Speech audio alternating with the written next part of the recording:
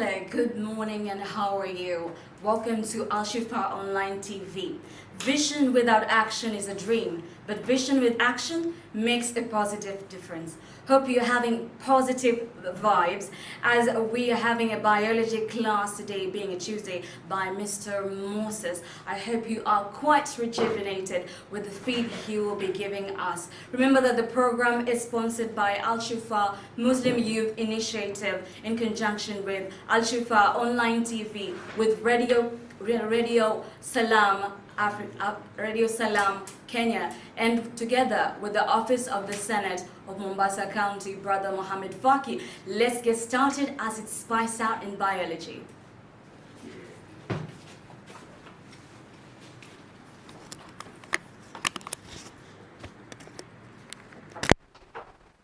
Good morning. I hope you're keeping safe from where you are. And as we are fighting this pandemic, hoping that one day we shall win and become victors and victorious. Today, we shall tackle our lesson, our biology lesson, in conjunction with the revision that we did last time. We started with the introduction to biology. And now, given that this is the second lesson, we are going to tackle the part or the topic known as cell physiology. So, wherever you are, have books or have somewhere that you can put or jot some points so that as you'll be revising, you get knowledge as you go on. Fine. Last time we said that biology is study of life. And we know very well that life has got many things that you need to know about it. But at secondary level, we only know the basics. As you grow up and continue the study, you'll know more. Now, when you talk about cell physiology, what does it mean? Cell physiology, what does it mean?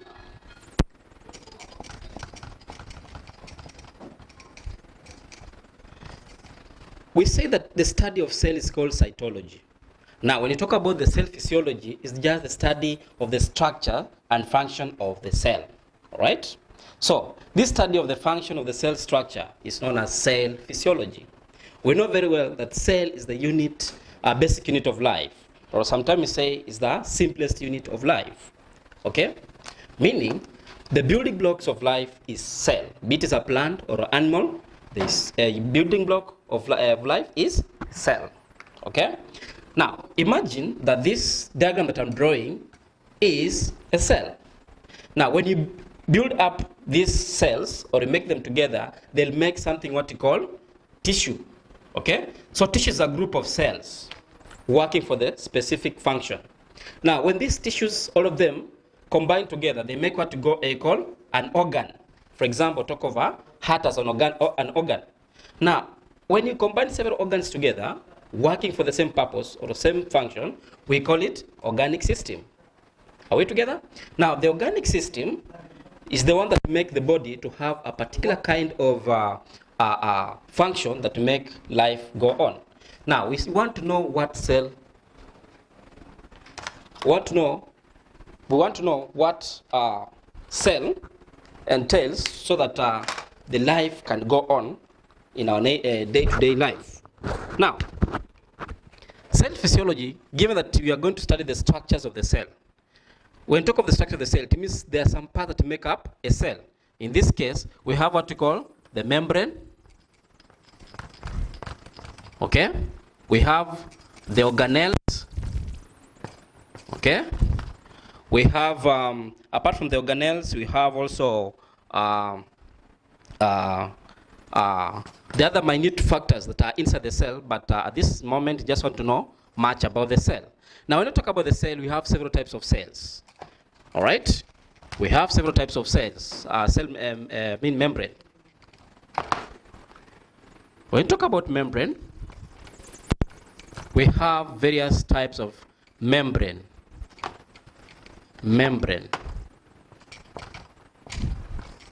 One of it is cell membrane. Okay? We also have what we call the tonoplast. When we talk of tonoplast, this just the membrane that covers the vacuole that is surround the vacuole in a plant cell. Okay, that membrane we call it tonoplast. And then we have the nuclear membrane. Nuclear membrane. Okay, nuclear membrane. We also have mitochondrial membrane. Mitochondrial membrane. Mitochondrial membrane. We also have what we call chloroplast. Chloroplast membrane. Chloroplast membrane. All right. So these are the kind of membranes that we have. When we talk of the cell membrane, this is the covering of the cell, outer covering of the cell. And then inside the cell, we have other organelles, like the nuclear, mitochondria, chloroplast, among others. So the membrane that covers the nuclear is called nuclear membrane. The one that covers mitochondria is called mitochondrial membrane. And the one that covers the chloroplast is called chloroplast membrane, and so on and so on. Right? Now let's go to specific part known as cell membrane. When we talk of cell membrane, what does it mean? Cell membrane. Cell membrane is the covering, the outer covering, the outer surface that covers the cell, right? It covers the cell. And it has got some characteristics that make it different from other structure or the parts of the cell, all right? Now, the cell membrane has got 3 layers, okay? 2 of them is made of protein, and 1 is lipid, and it's also known as phospholipid. Okay? Phospholipid. So this phospholipid is sandwiched by protein layers. All right? The phospholipid is sandwiched by protein layer, meaning the two protein layers, they are on the either side, then the lipid layer is in between the protein layer. Okay? Now, what are the properties of this cell membrane? When we talk of the properties of cell membrane, what do you know about the properties of cell membrane? Now, the properties of cell membrane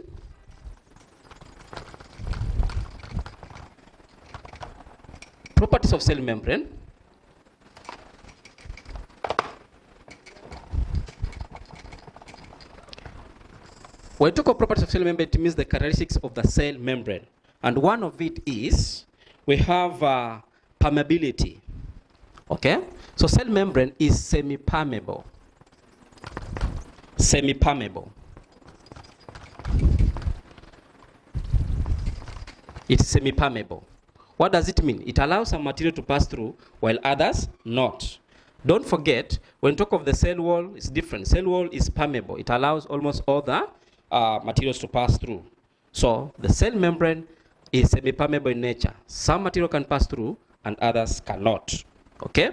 The property number 2, we have sensitivity to pH and temperature. pH and temperature. Now, when you talk about pH, this is the acidity or basicity or alkanicity of a substance. So, this cell membrane, given that are made from protein, they are very sensitive to pH. Okay? And the same to temperature. When temperatures are too high, they can denature the cells. And when they are too low, they can deactivate the cells. And remember, the membrane is made up of cells, okay, that make it work because it has got that protein kind of nature.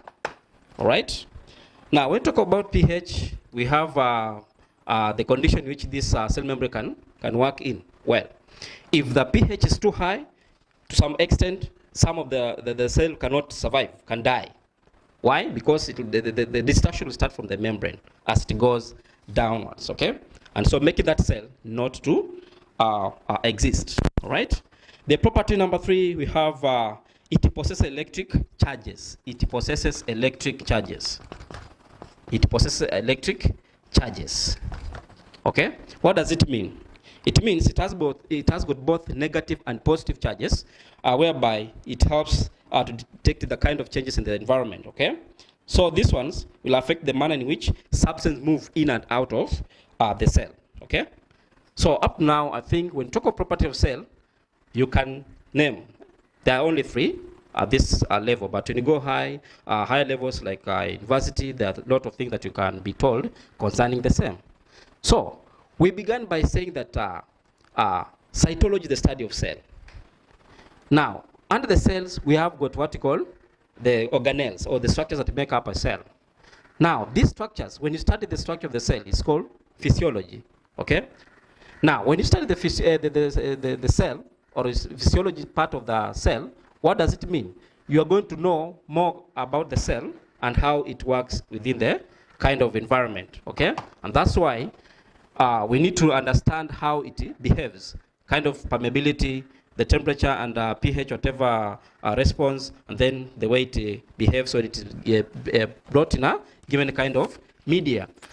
Like right now, we talk of the coronavirus. You are told that once you use the soap and what have you, you'll kill the coronavirus. Why? Because you have got the different setting of the environment. When the coronavirus get a mutual kind of environment, it make it viable and continue multiplying, and so making your life to be at risk. But when you provide that soapy kind of environment, it means the environment changes. When you talk of pH, it will change. Talk of the concentration of the chemical, it will change. And because it is also having what we call cell membrane, what will happen is that the surface or the membrane will be destroyed. And once it is destroyed, the organelles will just disappear like that, and so the end of that cell, of that virus. So that's why it's very important to understand the property of the cell as we go on. Now let's go to what we call physiological processes. Physiological processes. We are just still under cell physiology. Physiological processes. When we talk about physiological processes, what does it mean? Okay. Physiology is the study of the structures of the cell. Now, when we talk about processes, it means these are kind of activities that takes place within the same cell, based on the environment, all right? And when we talk about this process, we only have the one that we know. We have around three. We have the diffusion, okay? We have diffusion. We have what we call osmosis. Osmosis. We also have what we call active transport. Okay? Active transport. All right? Now, these are the physiological processes, which are very, very important for a given kind of cell to survive in whichever kind of environment. You talk of the plant cell, you talk of animal cell. These physiological processes are very, very ideal. They're supposed to be, it's supposed to take place for a cell to have life. For example, if I have to talk of, let's say, a breathing system, we have diffusion that takes place in the breathing system and the air sacs or alveoli, okay? So when the gas exchange takes place, we have the application of diffusion, okay? Talk of the digestive system. We also have the application of diffusion, also the application of osmosis, active transport, among others. Go to plants, the same thing. So these processes are very important for life to be in order as you study life. Okay? Now let's start with the diffusion. When you talk about diffusion, what is diffusion? Yes, it's a physiological process. So what is diffusion? Diffusion is the movement of particles from a region of high concentration to a region of low concentration. What does it mean? The particle, when you talk about particles, these are the minute kind of, some of them cannot see them with the naked eye, okay? The movement of those particles of a given substance from a region of high concentration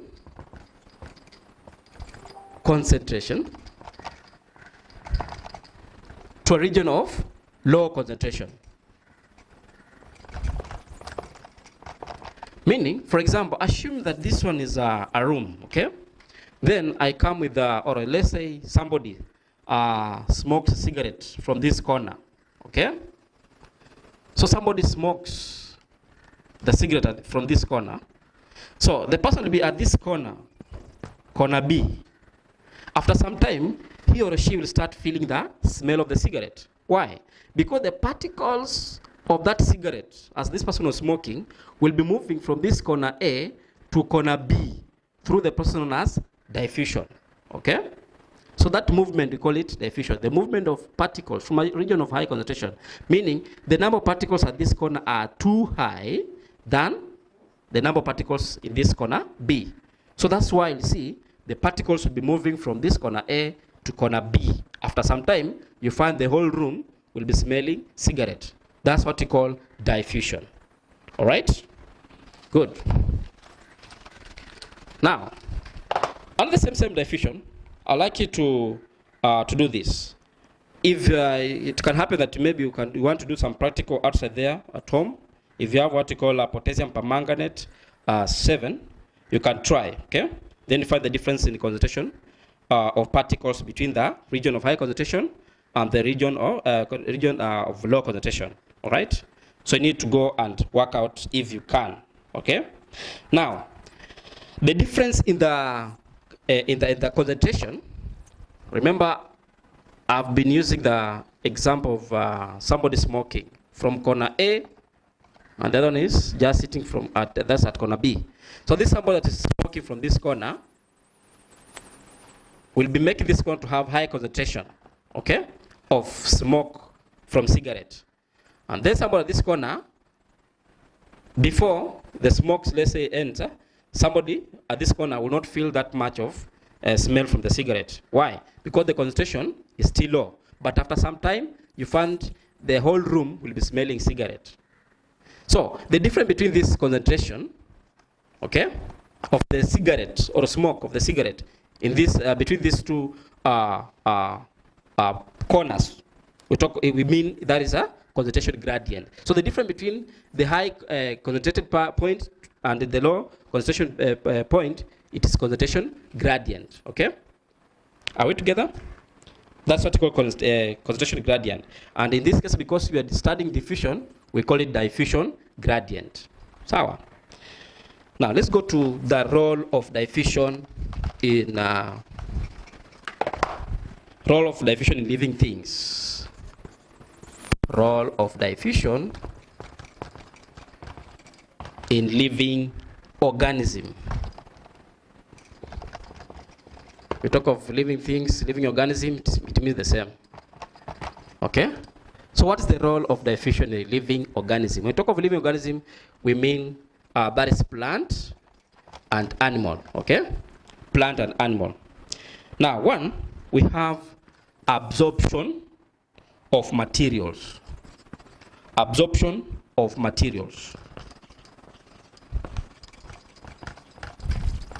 Okay? So, the role of diffusion, one, it helps in absorption of materials. So somebody will say, where does this absorption takes place? Now, absorption of materials takes place in animals. It takes place, in the alimentary canal or digestion system. That is along the small intestine, even large intestine, even this, along the walls of the stomach, among others. So what happens is that, for example, we talk of the end product of, or let's say the end, the building blocks of protein. So the end product is amino acid. Or we talk of the starch, which is glucose. So those end products will be absorbed into the bloodstream through diffusion, okay, from the alimentary canal or from the gut. All right. You talk of the plant, the root hair system. That's in the root. You'll find that the minerals or the water will move from the soil and the nutrients from the soil towards the plant through the root hair in the process known as diffusion. Okay, so that's where the application of absorption, the application of diffusion takes place in plants and animals. We also have another part that we have application of this diffusion, that is gaseous exchange in plants and animals. Gaseous exchange in plants and animals. So remember, for gaseous exchange to take place in the breathing system, it means we have what we call the movement of particles. In this case, we talk of air. And that part of air is mostly carbon dioxide and oxygen. Okay? So, oxygen will enter the bloodstream as carbon dioxide leaves the bloodstream to the alveolar or the air sac surface, right? And that process called it gas exchange. So what helps that exchange to take place because of the diffusion, right? So diffusion will enable the air that has already been breathed in the lungs, in the air sac, to allow oxygen to move to the bloodstream as the carbon dioxide from the bloodstream that has been carried from other body parts in the bloodstream to be exchanged to the air sac or alveolar. And in that process, you find we breathe out. And so breathing in and out, all right? In the plants, the same thing, because in plants, remember, carbon dioxide is not toxic. But in animals, the concentration of carbon dioxide can become toxic. When you talk of toxic, it means harmful.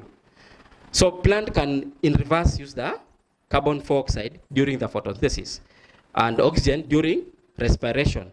So that's why carbon dioxide and oxygen is very useful in breathing and the same time photosynthesis in plants. But in animals, we only use oxygen. Carbon dioxide, that is the waste product. All right? Now, the other part is excretion. We have excretion of nitrogenous waste. Excretion of nitrogenous waste. Excretion of nitrogenous waste. Excretion of nitrogenous waste. Nitrogenous waste. Now, when we talk of nitrogenous waste, we have ammonia, we have urea, we have uric acid, among others.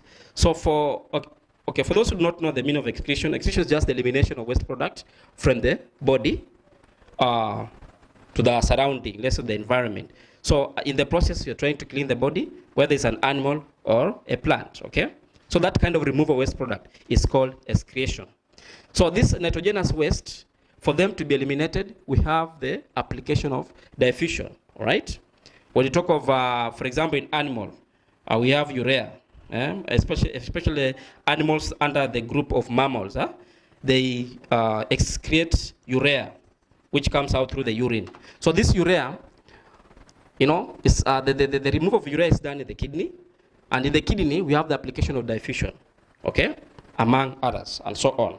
So you just go on and revise more on the same, then you get to understand what diffusion entails, all right? All right.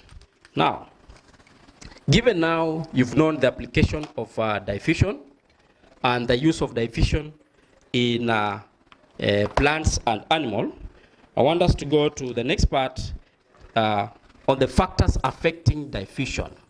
Factors affecting diffusion. Factors affecting diffusion. Okay? Now, when we talk about factors affecting the diffusion, it means either these are the factors or the things that make diffusion to take place effectively, or they hinder, or let's say, prevent the diffusion to take place. So these factors, we have one, we have diffusion gradient. Diffusion gradient. Remember, we said the difference between the gradients, that's between the high concentrated point and the low concentrated point in diffusion, is called diffusion gradient. Okay. So the higher the gradient, the higher the diffusion rate. Okay. And the lower the gradient, also the lower the diffusion rate. So concentration gradient, diffusion gradient is very important. Okay. Next, we have what we call surface area to volume ratio. Surface area to volume ratio.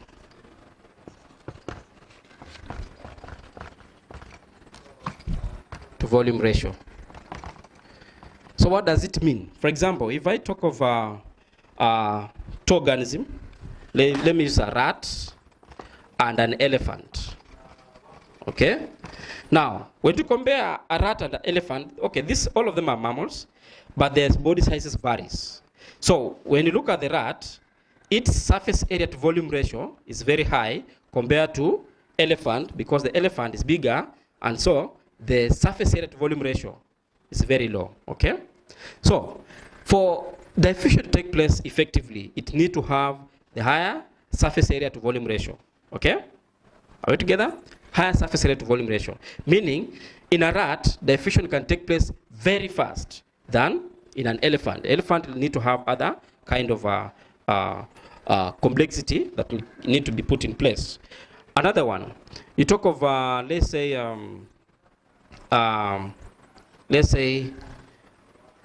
which one can I apply here so you get to know? For example, when we talk of the small organism, okay? Small organism like the rat and the elephant, the transfer of food material in rat will take place very fast, and thus you'll find that they spend almost the whole day eating, whereas in animal like elephant will take place, longer. That's why when they feed once, they can take some time for them to eat again. So that's why in a rat, its surface area to volume ratio is very high.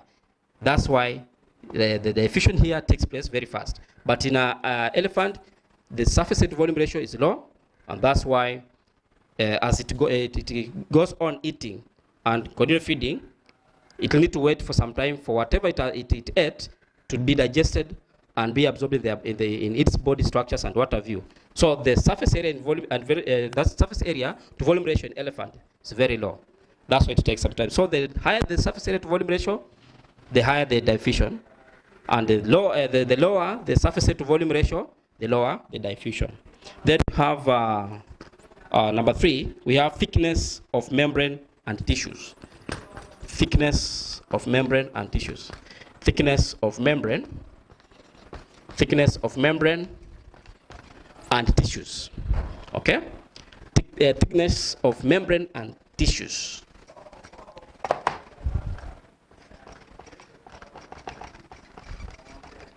Now, in this case, the thicker the membrane, the lower the diffusion rate. And the thinner the membrane, the higher the diffusion rate. Okay? Same to the tissues. So it means the diffusion will be very fast in a thinner membrane than in a thicker membrane. All right? Remember the kind of the movement of materials from one region to the other, from the high concentrated region to the low or the lowly concentrated region. So that thickness is also a factor. If it becomes too thick, it's a problem. It will hinder the effectiveness of diffusion. And if it's thinner, it will aid the effectiveness of diffusion. So thickness of membrane and tissues is also part of the factors that affects diffusion. And then we have the size of the molecule as number 4. Size of molecule. Size of the molecules. Now, these molecules that will be moving from one point to the other. Okay? If they are big, again, the diffusion rate will be low. But if they are too small, or let's say very small, the diffusion rate will be very high. All right? Like, for example, compare smoke and dust. You find that smoke can move very fast than dust. Dust can just take a shorter distance because of the particles of dust. But smoke, actually, its particles are very minute, so it can move very far. And so, the diffusion will take place very fast compared to the one that has got a big size of the molecule. So, the bigger the molecule, the lower the diffusion. And the smaller the molecule, the higher the diffusion. Okay? Then we have the last part, temperature. Temperature. Temperature is also a factor that can hinder or affect the diffusion. Remember, when we talk about temperature, this is either hotness or coldness, okay, of something, be it is a place or whatever. So, if the temperatures becomes high, again, the diffusion rate will be higher. Why? Because the temperatures will make the molecule to have what we call the energy, so the movement of the materials will be very fast. And if the temperatures becomes, or drops, or becomes low, what happens again? The movement of the materials will be low, all right? Because the energy that will be required will be a bit higher, okay? Now, up to that point, I think we are through the diffusion. So you just go and dig deep when as you are revising on diffusion. It's part of the physiological processes that need to be taken carefully. Now let's go to the second part or second physiological process, and that is osmosis. The second physiological process is osmosis. So osmosis, I know for those who've been revising, you may be having some problems, especially that is differentiating between osmosis and diffusion. Okay? But the difference is not big. Osmosis is generally the movement of water molecules from the region where we have a lot of water to a region where we have little water.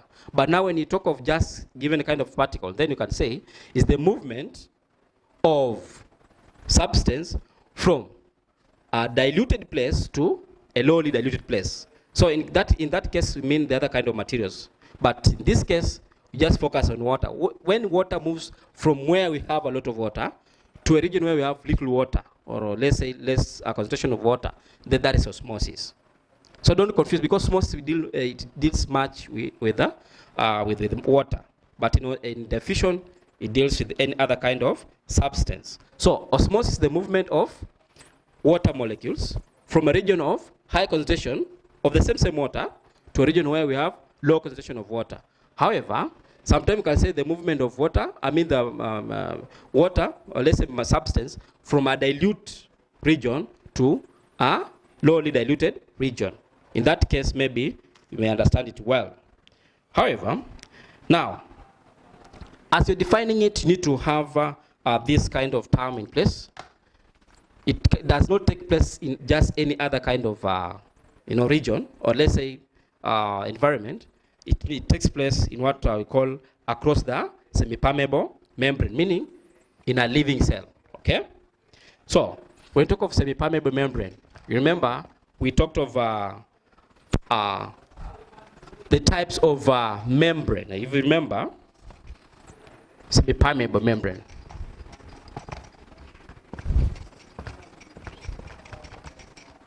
We talk of the type of membrane whereby we say you have the cell membrane, okay?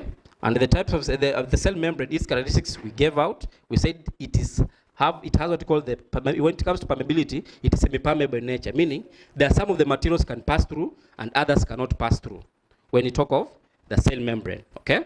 Now, because osmosis deals much on the cell that is living, okay? It's living. Then we need to put in place this kind of word in our definition. If you don't put it in place during definition, again it becomes wrong. So you can say is a process where solvent molecules, that is water, move from a lowly concentrated solution, that is dilute, to a highly concentrated solution across semi-permeable membrane. So when you define like that, you'll get your mark. Now, this solution, I will talk of solvent, whichever, because solvent, is a solution that can dissolve some kind of materials. We have what we call the hypertonic solution. Hypertonic. We have what we call the hypotonic. And we have what we call isotonic.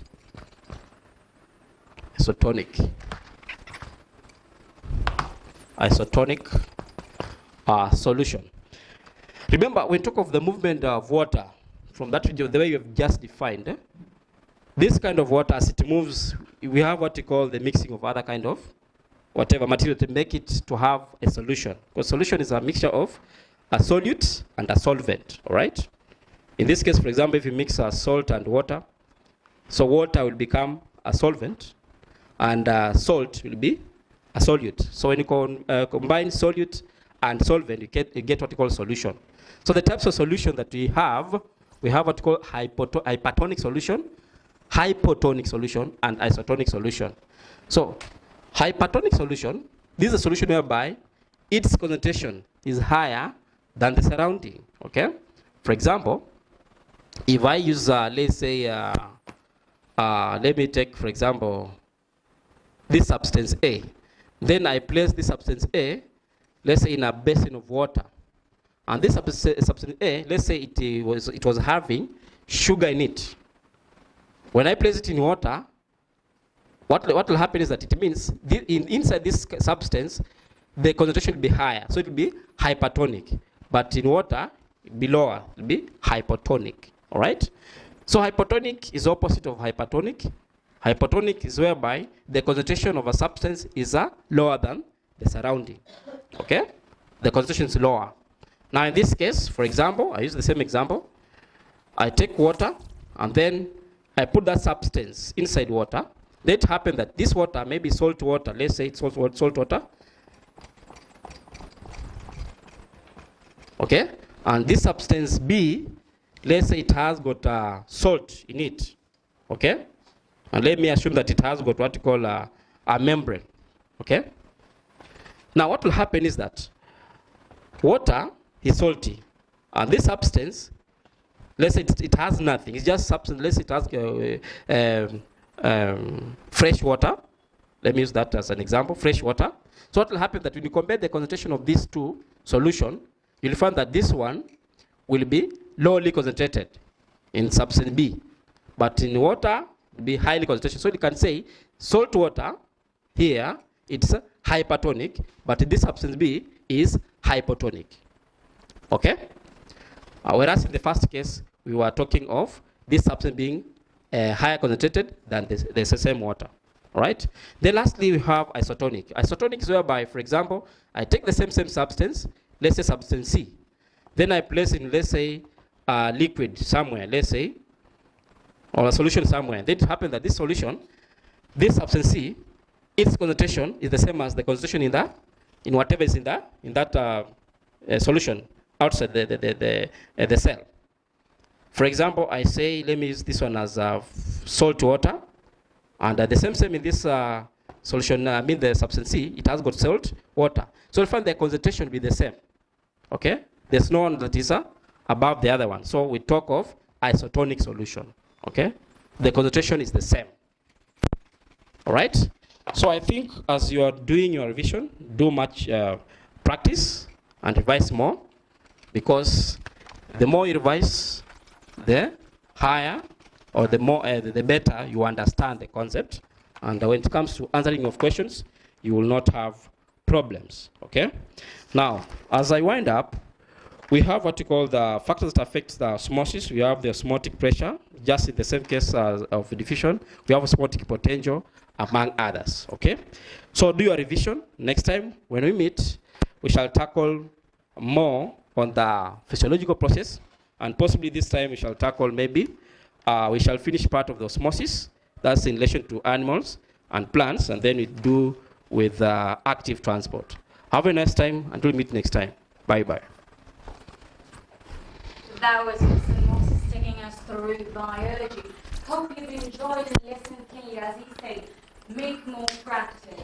As soon as we are done here, we're going to take a break right now. We'll be right back. Don't forget that we're going to have a science lesson.